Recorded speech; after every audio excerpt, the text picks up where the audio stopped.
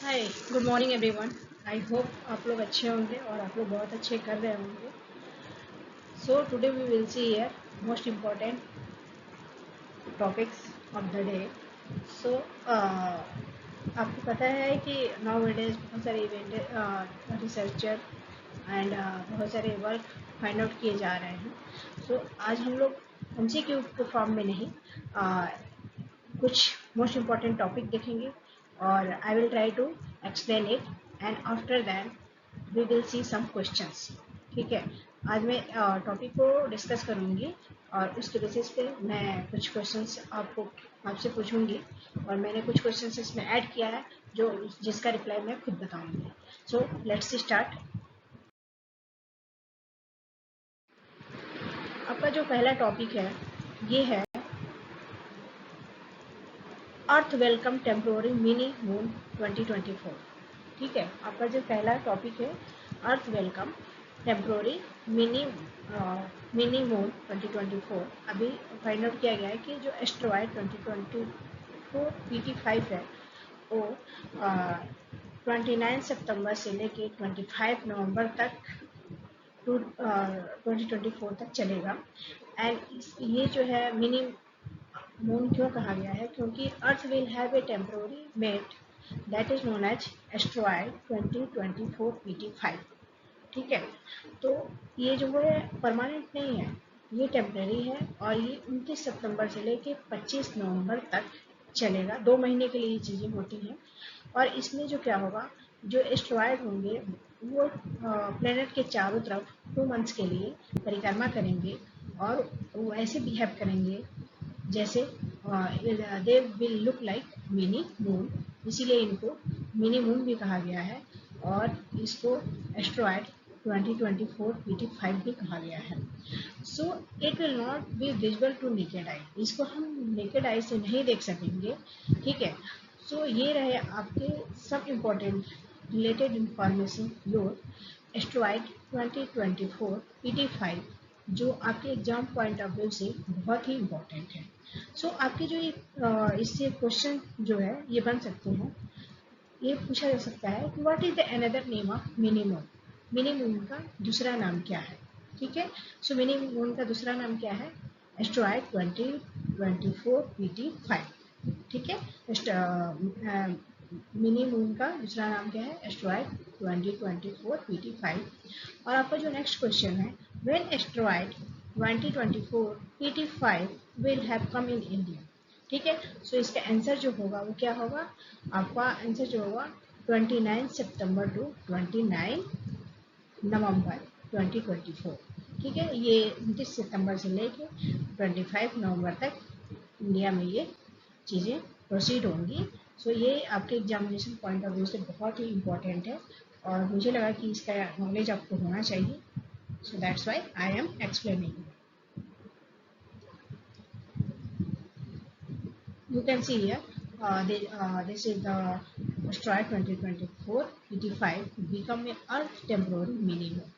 ठीक है, और ये जो है इसके चारों तरफ ये छोटे छोटे जो प्लेनेट के चारों तरफ ये क्या होंगे, ऑर्बिट जो होगा उसके चारों तरफ चक्कर लगाएगा और ये जो घटना होगी वो 2 मंथ्स के लिए इंडिया में होगी, कब से 29 सितंबर से लेके 25 नवंबर तक।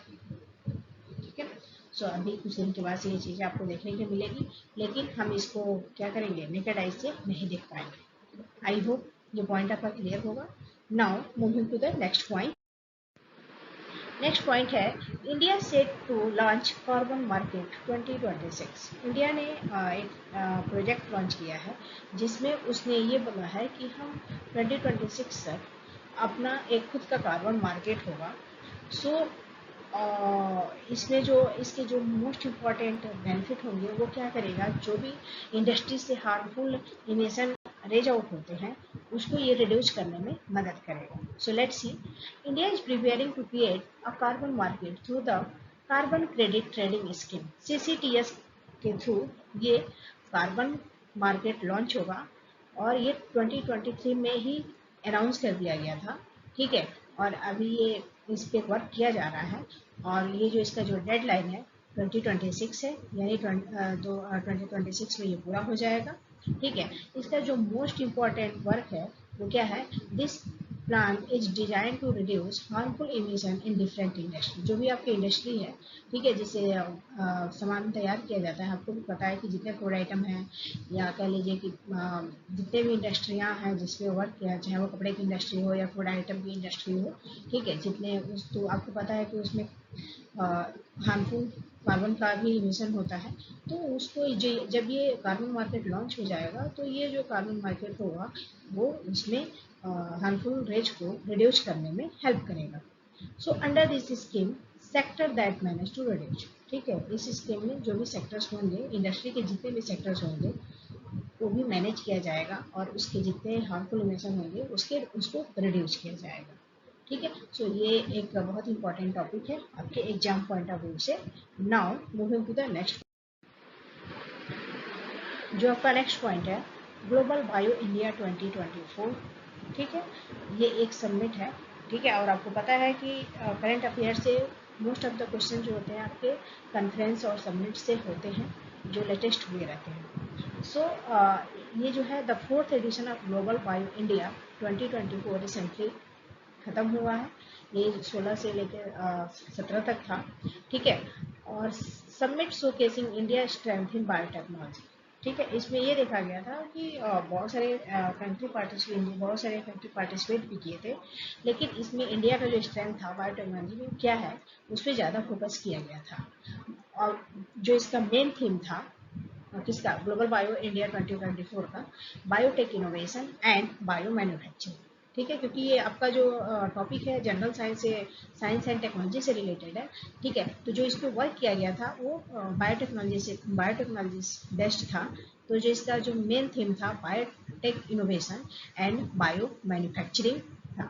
ठीक है, and this event was organized by the Department of Biotechnology DBT के द्वारा and Biotechnology Industry Research Assistance Council, ठीक है, ब्रिक के द्वारा ऑर्गेनाइज किया गया था एंड टेक प्लेस फ्रॉम 12 से 14 सितंबर तक हुआ था। कहाँ, न्यू दिल्ली के प्रगति मैदान में। ठीक है, न्यू दिल्ली के प्रगति मैदान में ये इवेंट्स कॉन्फ्रेंस जो सबमिट है उसको हेल्ड किया गया था।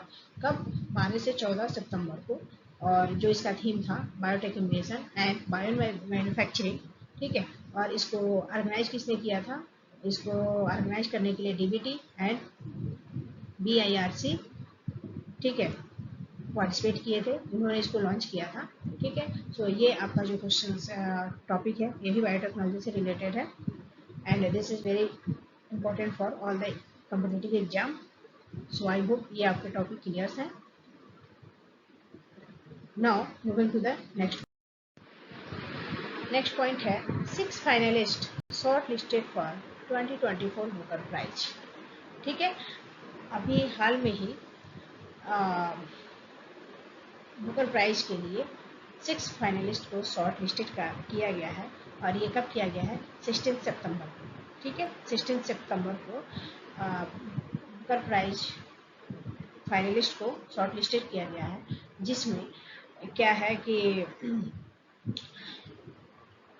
5 जो है वुमेन है और 1 जो है मैन है। सो ये जो है 55 ईयर्स का रिकॉर्ड रहा कि 55 ईयर्स के रिकॉर्ड में अभी तक 5 वुमेन ने विन किया है प्राइज को और 1 जो है मेल है। सो लेट्स सी इसके इम्पोर्टेंट फीचर्स क्या है।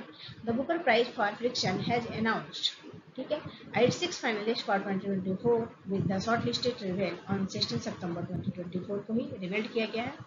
और एक एक्साइटिंग टर्न ये है कि इसमें 5 जो नॉमिनीज हैं वो वुमेन है और this make the historic movement in the world of 55 years history. ठीक है, अभी तक ऐसा पहले नहीं हुआ था 55 ईयर्स की हिस्ट्री में, बट दिस ईयर जो है 5 जो है इसमें वुमेन ने अपना बाजी मारा है। सो लेट्स सी इसके क्वेश्चंस क्या हैं। How many women nominees are announce for the Booker prize 2024। ठीक है, how many women nominees are announce for the Booker prize 2024। तो इसका करेक्ट आंसर जो होगा वो 5।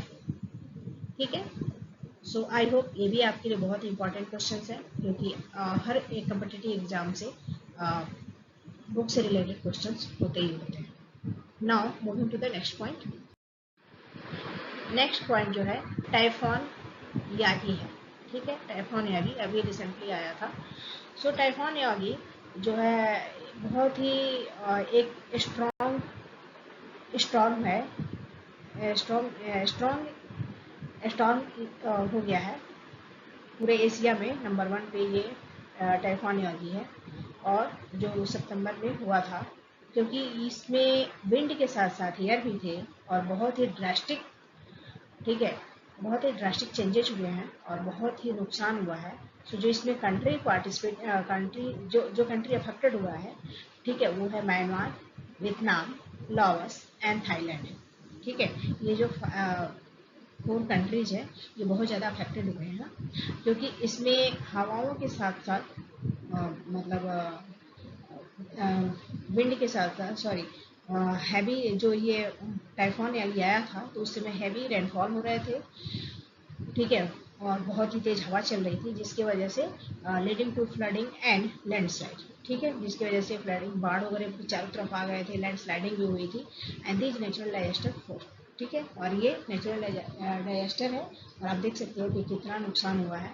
और इससे जो कंट्री अफेक्टेड हुई है ये है Myanmar, Vietnam, Laos and Thailand, ठीक है। सो इसके जो क्वेश्चंस हैं, let's see, in which country typhoon Yagi come, ठीक है। सो आपको बताना है कि किस कंट्री में टाइफॉन यागी आया था, तो उसका नाम, तो यहाँ पे बहुत सारे नाम मेंशन है, उसमें आप किसी का नाम ले सकते हो, ठीक है। सो आई होप ये पॉइंट भी आपके क्लियर होंगे। Now moving to the next point है। नेक्स्ट पॉइंट आपका है उड़ीसा सुभद्रा स्कीम, ठीक है। एक नया स्कीम लॉन्च किया गया है उड़ीसा गवर्नमेंट के द्वारा, ठीक है, जिसका नाम है सुभद्रा स्कीम। और ये जो स्कीम है 37 बर्थडे ऑफ नरेंद्र मोदी के, नरेंद्र मोदी जी के बर्थडे पे पास आउट किया गया है, ठीक है। So let's see, the Subhadra Yojana is new scheme launch by the Orissa government to celebrate the prime minister Narendra Modi 74 birthday, ठीक है। 74 बर्थडे पे नरेंद्र मोदी जी के 74 बर्थडे पे ये स्कीम पास किया गया है। और it aim to provide a financial help to women in this state, ठीक है। उस स्टेट की जितनी भी औरतें होंगी, मैरिड होंगी, ठीक है, उनके लिए फाइनेंशियल सपोर्ट है। और जो इसका वाउचर है, ठीक है, जो इसका प्राइस है वो 10,000 पर ईयर है, और उसलिए उनको दिया जाएगा ताकि वो अपना बेसिक रिक्वायरमेंट को फुलफिल कर सकें, जो भी उनका बेसिक नीड है उसको फुलफिल कर सकें। So it aim to provide a financial help to women in this state, ठीक है। सो उड़ीसा की जितनी मैरिड वुमेन है ये उन्हीं पे लागू होगा, जो मैरिड होगी उन्हीं के लिए, उन्हीं को दिया जाएगा ताकि वो अपना बेसिक नीड को फुलफिल कर सकें। और ये पर ईयर कितना है, 10,000, इसका जो रकम है कितना है पर ईयर 10,000 है। So let's C, you can see here this is the state Orissa government, ठीक है।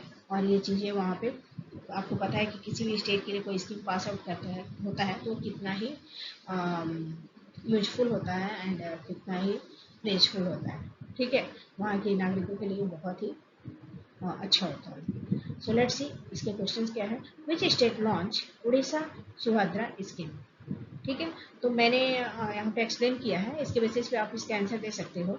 Which state launch Orissa Subhadra scheme, किस स्टेट ने उड़ीसा सुभद्रा स्कीम को लॉन्च किया है, तो you can say Orissa state, ठीक है।